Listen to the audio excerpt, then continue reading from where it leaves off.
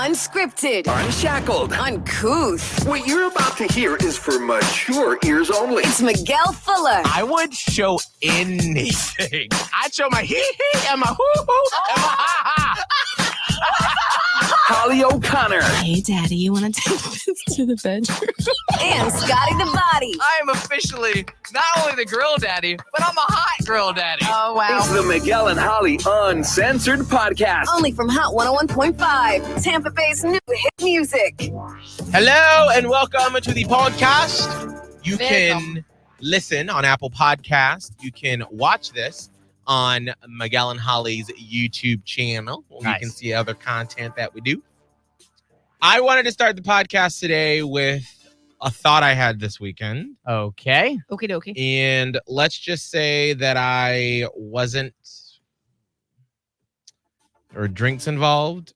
So you had this thought while you were drinking? Yeah. And I was like, Abe, Beyonce, follow me on this, okay? Okay. I wrote this down, actually. Oh, thank goodness. When we were talking about it, because I really wanted to remember. I like when I write down stuff when I'm in an altered state. An altered state. And then when I look at it the next day, I'm either like, whoa, big stuff. Right. Or I'm like, I have what a was thought, I talking too. about? Right. And this is specifically why I wrote this down, and I put in my subject line, don't open until podcast. Oh, wow. So you even knew Mhm. you were going to surprise me. So I was good. like, I really want to see if this is going to make sense, Yeah. or if we're all going to be like, all right, moving on to the next topic, Miguel. That doesn't make sense. Got it. So, There okay. you go. Here's what I said. Hmm. This was Saturday. I said, life thought. You act out your life like the content that you consume or believe in. So, my friend who's really into Star Wars, his life is, he organizes his life around that good and evil story of there are super villains, there are super good people. And so whenever he has an issue or a problem, that's how he sort of like talks about it or categorizes it in his life. Mm. Whereas another friend of mine is really into reality shows. And so everything in their life when it comes to relationships, friendships, it's like being on Big Brother, Mhm. where it's like, what did they really mean by that? Were Oh, they telling me the truth? Who's really Question it all. the head of household here? Mhm. Interesting. And then I put myself and I said, Oprah, especially over the last probably 10 to 15 years. Before that, it was like I loved those like teen type or not reality shows, but dramatic shows. Like my formative years were watching Buffy and Dawson's Creek. And so that's sort of how I looked at life. And that's how I went about in relationships, that there always had to be drama, but you had to overcome it. And there was a story. And then as I transitioned later on, Oprah started to become sort of my guiding light when it comes to content I consume. Mhm. And so now I'm always looking for the deeper meaning behind why people do things. So instead of being mad at people, I'm like, well, what's wrong with them? What happened? What's deeper? Right. Yeah. So that was my altered state thought, was that people act out their lives like the content that they consume. Mm. Now, I don't know if this is everybody, but just in these particular people that I was thinking about, Mhm. it was clear as day to me Mm. that that's how they live their life out. Okay. Interesting. Okay. Yeah. What do you think? I think there's a little bit of truth there. But I also think maybe like I almost think it's a reverse. Like in your not altered state, I think it's reverse. Like you go after the shows and the which ways like you live your life. I wrote that down. Oh, did you really? And I said, or are you seeking out media that reflects your self-belief? Right. That is very true. And I also, to kind of pinball off that, I think it's a little too simple. Oh, absolutely. This Oh, isn't yeah, like that's an altered state. because there are some people that don't consume, Right. stuff like that. But So it's correct in that your upbringing, your so I would put what content you're consuming into part of this, like your college experience, if you went to college, your work experience, everything that we interact with shapes how we then see the world, view the world. It changes our lens a little bit. So I think that it's pretty on point. I think that the people that do that solely are missing out a little bit on forming their own thoughts and opinions, or maybe reaching out to other types of content to see what else is out there. Right. But I don't really know. It feels like there's a little something in my brain that's like, there's more. Right. Well, I think that you also evolve. I think that when I look at what I used to love, probably like 4 or 5 years ago, is when my interest in Big Brother started to wane a little bit. It was waning. It was. It was where I was like, all right, I would like start the season. I'd be like, oh my God, Julie Chen. But first, Big Brother. It's not summer unless you're watching Big Brother. And then a few years ago, I would like start strong. And then usually if I were even like 5 episodes behind, I would still catch up. Oh. But then there was like 1 year where I was like, you know what? It's not worth it. Like, I really don't care. Yeah. And then the next year I was like, all right, this is it. I'm going to get back on the horse. I'm going to do it. But I find that sort of reality show, it just doesn't hold my attention anymore. Now, if you give me a good, like right now, I'm living in social commentary documentaries. Okay. Where I love, like I'm watching this one about, so I just finished watching this one called Generation Hustle on HBO Max. That's right. Where it talked about our generation, millennials and Gen Zs, and how we have scammed people in different aspects and stuff. Yeah.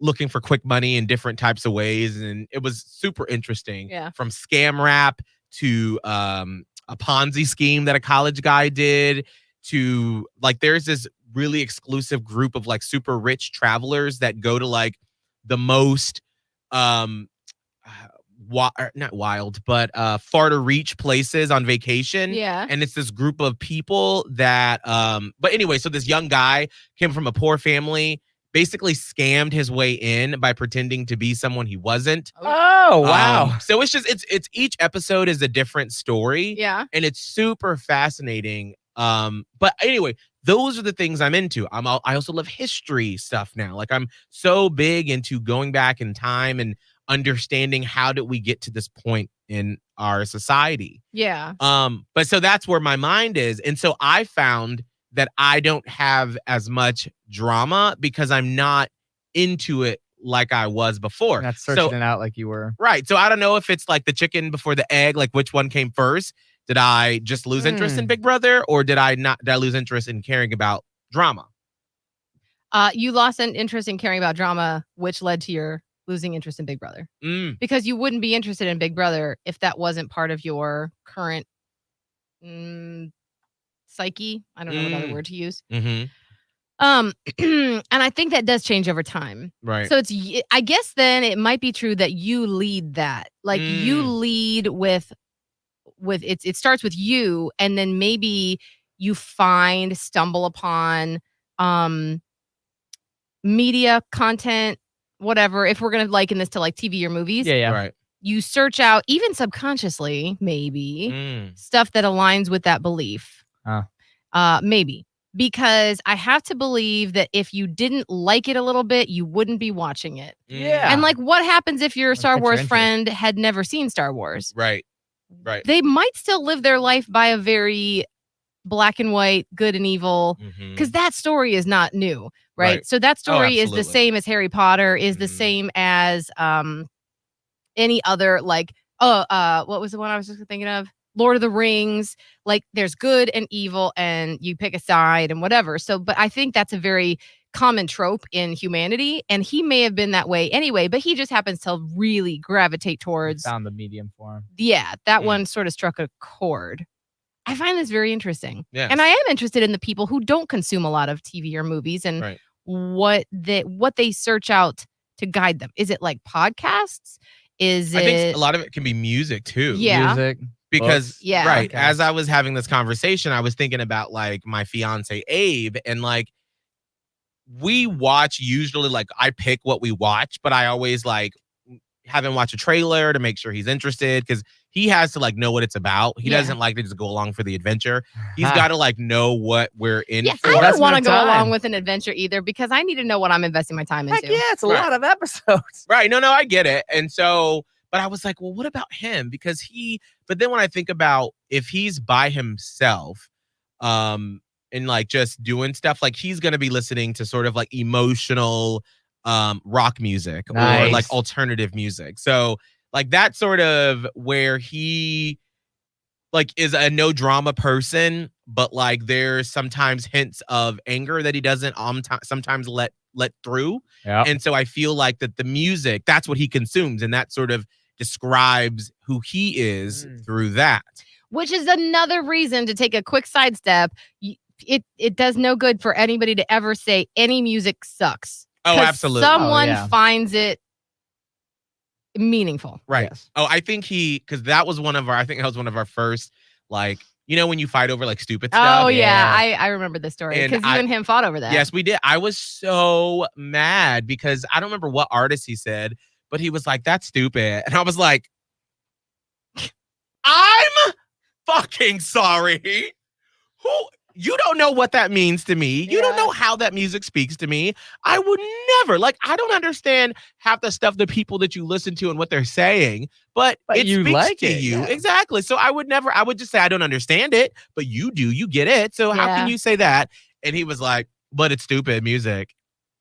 And so then we went back and forth. Yeah. Now he understands it and he gets There it. you Yeah. go. But then I Evolve. was like, oh, bitch, we about to go. Oh, We about to wow. throw some elbows up I the hill. never did understand that because and that obviously comes from the person. There's some issue with the person that is making them say that that is stupid because maybe whatever feelings those are reflecting, Yeah. they're rejecting those feelings and therefore that music is stupid. I don't know. Well, I think it's in there somewhere. Well, I think for Abe, I heard him talking to one of his best friends. This was a few months ago, and he was saying that one of the things that has changed about him since we've been together is he's become more empathetic, whereas he was never like that, and he would never sort of take into consideration the other side. Well, you know, unless you're that way in your soul anyway, Right. where do you pick that up? Right. Yeah. Exactly. Like you don't. And That's so how I've had like numerous conversations with my person, and it really hit a fever pitch when it was like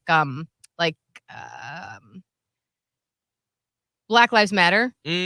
He was having a hard time understanding the riots. And so I really had to like dig deep because most people learn well when they can assimilate it or relate it to something that they're going through. Right. Yeah. And then when you make it like when you can parallel it, then it's finally like, Oh. I Oh. see. and Right. so in that way, I've been able to teach some kids. He's pretty empathetic in a general sense, Mhm. but I was like, here's how to be empathetic in this sense in which you're not getting it. Right. Right. Because Absolutely. you got to help. You got to Right. help people out. Right. And he never would consider that. So when I sort of explain like the music thing or just most situations that we run into, or like there was a friend that I had to sort of like cut loose at some point a few years ago. And, you know, when people were saying, well, why did you keep this person around for so long? And I said, well, I always feel like you want to give people the opportunity to change. And so then some friends were like, well, it's partly your fault because you sort of like let this person continue to abuse your friendship.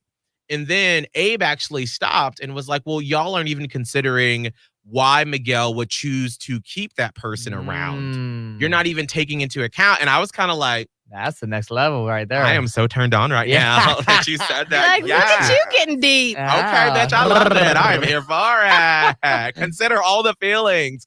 But I was like, thank you for saying that. Is that I take into account. I'm never just gonna write someone off. Yeah. I mean, sometimes I'll say it out loud because I'm pissed. But I've said it a couple times. Yeah. Where I'm like, you know what? I am not friends with them anymore. And then a week later, I'm like, all right, I'm over it. I've moved on. But yeah. Everybody can only, this is what I really try to remember.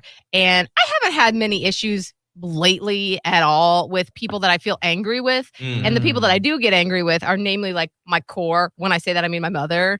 And I know why. Like I know where that comes from. Yeah, Right. Yeah. But random strangers don't make me angry too often, except remember that incident where some woman assumed that I was PMSing because I was bitchy. Right. And that really pissed me off.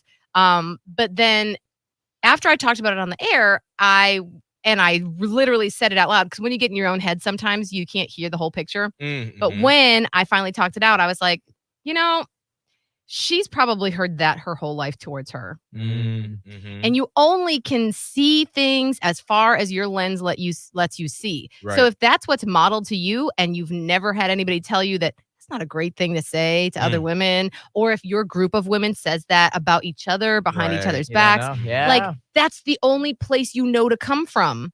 Mm. And instead of like a lot of people, when they get angry, their first thing is to lash out at the person that triggered them. Yeah. Right. When it's really about you. Like the person, I don't know this woman. Right. Why are you lashing out at me? But she lashed out at me. And it's because she hasn't been able to figure out how to deal with her anger yet. And so she lashed out at me with the one thing that probably has been said to her before. It's a very natural thing, but it really hurt my feelings. Right. And so by me saying that out loud, it reminded me other people can only reflect to you what they know themselves. Right. And that if they have issues that they haven't dealt with yet, then they're just going to be bleeding all onto you with their shit. Literally. And also, I could have done a better job at thinking, well, where is this coming from? Instead of just been like, oh, some bitch pissed me off. I'm going to throw her out on the air now. And then afterwards, I was like, oh, I probably see where she's coming now. It's an interesting dynamic when you start to realize that people are only giving you what they know how to give. And when they hurt people. Yes. Hurt Good people. reminder. Hurt people. Scott, I'm curious for the content about you. Like, what would you say would be like, what's your fandom? What is the thing that you consume or that you, so like I said, mine would be like the story arc of my life or how I look at situations. It's like very Oprah-esque. But then also I would say there's a little bit of Harry Potter in it too, where magical things happen, that there are magical elements at life that sort of like help you out. That's why I love the story of Harry Potter. Yeah. I think that, well, I mean, first and foremost, like the number one thing I consume is like biographies about people, like autobiographies or biographies of like learning people that are extremely successful and what they did to get there. Because I'm very goal driven. I'd say that's a huge quality of me. Like I'm just always thinking of like, what can I do next? What can I do next? To a fault at this point. But now it's like, I also do watch a lot of like rom-coms. And that I think also gives me the element of like, I am a romantic. Like I'm having a hard time being single because I'm like, man, I don't want to just fuck around. Like I really don't. Like I know I need to, and just see life and just be me for a little bit. But it's very hard because I love the idea of love. Yeah. And I do feed that by like literally I will watch rom-coms openly. I love it. Or, just people in general in relationships. I just love that idea of it. So biographies and rom-coms are a huge part of it, or comedies. But that's like the main two, I'd say. And then not like for a while, I wasn't really big into fantasy until like the pandemic started a year ago. And I dove into Harry Potter. And that's when I started reading. Like that's another way. Like, a lot of my media is just reading. Yeah. But that's where I get my biographies from. Like I'll just read people's stories like The Rock or Kevin Hart or Ellen DeGeneres or Steve Harvey. Like I've read their stories and I want to do like, because they do things that I want to do. And I'm like, okay, what did they do? So that's kind of how I base like what I do every day off of. Yeah. Holly, what about you? That's an interesting question. I always am on the search for who the fuck I am. I don't know. It changes. It's constantly evolving. Right. So I mean, I would say Harry Potter absolutely. for you. Oh, in the overarch in the grand scheme, it's Harry Potter, I would say. And I think for me, it's less about good versus evil as it is about the gray area. Because obviously part of Voldemort is in Harry. Right. So like you've got both. And I gravitate towards that. And I gravitate towards like, like I loved, and I didn't even know I loved it at the time, but this says a lot about who I am today. Like I liked seeing Voldemort's backstory and being like, well, how the hell did this most evil wizard of all time become this way? And I think for me, it's all about how did someone get to be who they are? Yep. Especially the quote unquote bad guys. Right. I love a good, like, it's a little bit heartbreaking, but a movie that I found fascinating was The Joker with Joaquin Phoenix. Oh, yes. I thought that was masterfully done. And I got actually angry at someone on Facebook. I think this probably contributed to my shutdown of Facebook too. Some person that I was friends with, but I'm not really friends with. I don't know who they are, but they were like, well, the Joker was just a coward. And I was like, oh boy, don't trigger me with this because I will shoot you. Not really.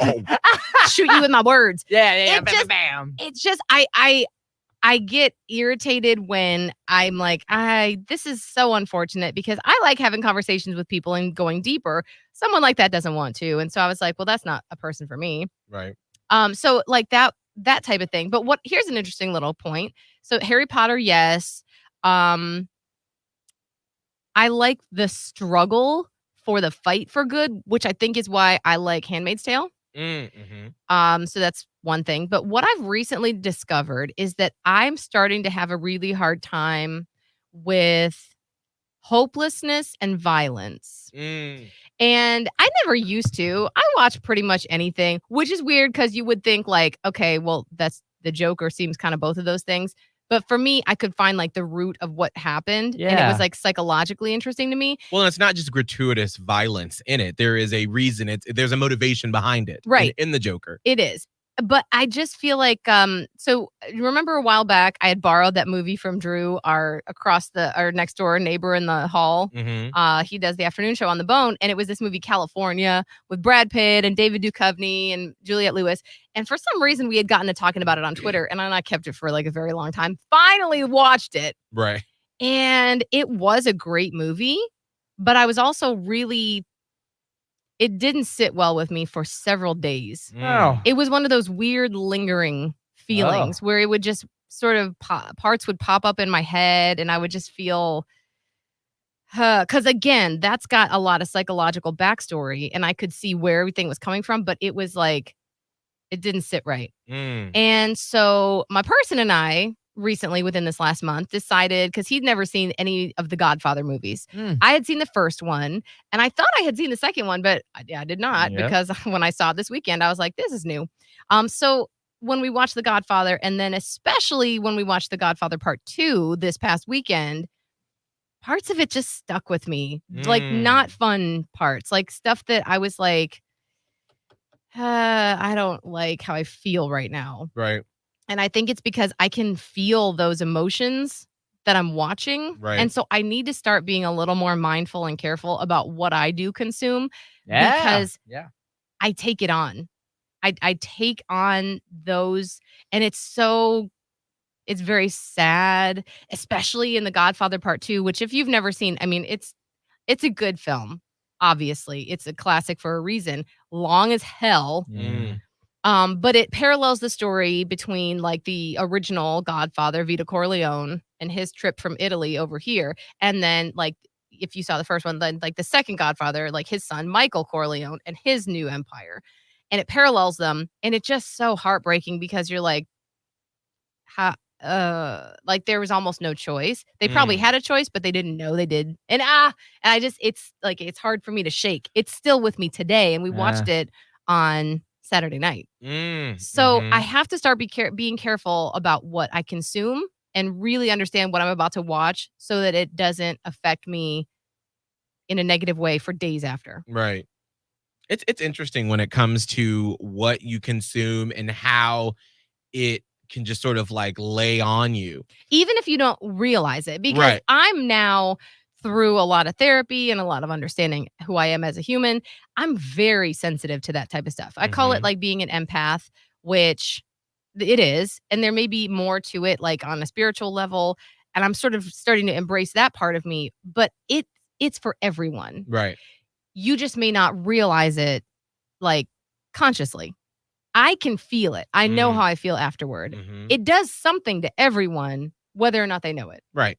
Well, that's what was the, oh gosh, trash in, trash out or something like that. Like they would say, like you become what you consume. Yeah. When it comes to. Because your diet isn't just what you eat, it's what you consume. Yeah, absolutely. that makes sense. All And that. so when it comes to the music, the content that you watch online or the stuff that you're reading, you know, that is what you become. I mean, and that's what why. you see. Yeah. Right. And I used to watch CNN all the time. Like I would come home and that was sort of like the default channel that CNN would always be on. But then with, you know, the past 5 years of political life, it's just been so nasty and so sad that I had to stop. Like, I remember I used to back in the day, I would fall asleep with like Anderson Cooper on and I would watch it. But then I noticed that my stomach would like be like, you know, that nervous energy that you get when, you know, like something is about to happen in a movie or something scary. Like, that's how my stomach would feel as I was like falling asleep. And I was like, I don't like that. So then that's when I started watching. I would have like a documentary or like a history explainer on Netflix. Or now sometimes it's Outlander, and I just sort of watch it on. But then it can't be on like a battle scene. It's got to be like one of those episodes where I know the good emotional stuff is going to happen, because then it kind of just floats me on to sleep. Yeah. But to me, that was a perfect example of what you consume, and it can totally affect your emotional, physical being as well. Yeah, the mental does affect the physical. It can. It's so, like, your brain is so powerful. It's just, that's why, you know, they do all these special things when you've got like Moffitt Cancer Center here, and they just now started. Didn't you do a story about this, Scott? Yeah, when a guy walks around, he literally plays classical music, just room to room. That's what it was. And I know that they recently started allowing like therapy dogs, I think. And they do this because mentally it's going to help you out physically. Right. So it's just, I'm glad to know that my altered state thoughts actually made somewhat sense. And I'm glad they did. I really think they did. I'm glad I wrote myself an email. But I will say too, before we go, is when I think about when I got attached to Harry Potter, I was a freshman in high school, feeling lost because I'd finally gotten my groove in middle school, 8th grade. And then I felt like I was in this big, rich high school, you know, rich white people, poor black boy from south of the county, no money. At that time, I had just moved in with my grandmother, and we were in her retirement apartment where I slept on the couch. And so I didn't have many possessions. And so when I remember reading that first Harry Potter book, and I was like, I am Harry. You so connected. And I was like, I hope that one day something will come and rescue me. Like, someone will take me out of this situation that I'm in right now. And then I realized as I got older, well, that's me. I've got to do that. I've got to be my savior. I've got to be my own Dumbledore. And so, well, it was really quick. It's a turning point. I think I saw a TikTok on this where it was like, look at that scene in book 6 where, you know, Dumbledore is taking Harry to that place in the rocks where they're going to get that one of the Horcruxes. Yes. Okay. So, you know, he's like, okay, you know, he's there and he doesn't feel really that afraid because he's got Dumbledore, and he's like, he's going to make this okay. Even though this seems slightly terrifying, Dumbledore's here. Then Dumbledore drinks the stuff and Harry's like, we got to get out of here. And Dumbledore's like, I'm okay, Harry. I'm with you. And that's when it changes. And Harry realizes it's such a pivotal moment that he's the one. Right. He's got to do it. Dumbledore's not there to save him. He's got to be the guy. And I didn't even think about that, but it's like, that was such a pivotal moment. And it's not like, they're not written with bells and whistles, but it's like, oh, hey, it's been the changing of the guard here. I'm just here to help you on your journey. Absolutely. And so to me, that's why for so long, Harry Potter was such a big part and continues to be a big part of my life, is because I had to learn that there is no one that's going to swoop up and scoop me up and save me. It's got to be myself. But I'm grateful for all the people that helped me on that journey, just like Harry Potter. In order for him to achieve that, he couldn't have done it without Ron and Hermione and Professor McGonagall and everybody. And Dumbledore. And they all came together as a force. Absolutely. And they helped him along the way. And I feel like that sometimes. So, hey, look at that. Look at that. Full circle. I love that. I love me some Harry Potter. I have my whole little corner. Yes. I love it. All right, Scott, what's all of your social media? At Scott Tavlin, SCOTTAVLIN. Holly. Radio Holly, TikTok, Twitter, and Instagram. Miguel Fuller for me, MIGUELFULLER. You can find me on Instagram, TikTok, Facebook, all those fun places. If you want some Miguel and Holly stickers, just shoot me an email, Miguel@hot1015tampabay.com. And please leave a review. We would really appreciate it on Apple Podcasts or wherever you listen. And vote for us as one of the top podcasts on Podcast Magazine. Yeah. Well, hopefully we'll make the top 50 like we did last month because of you. We'll see you Wednesday. Catch up with the previous episodes of the Miguel and Holly Uncensored podcast from Hot 101.5. Just hit up the Hot 101.5 app, Spotify, and Apple Podcasts. Search Miguel and Holly Uncensored.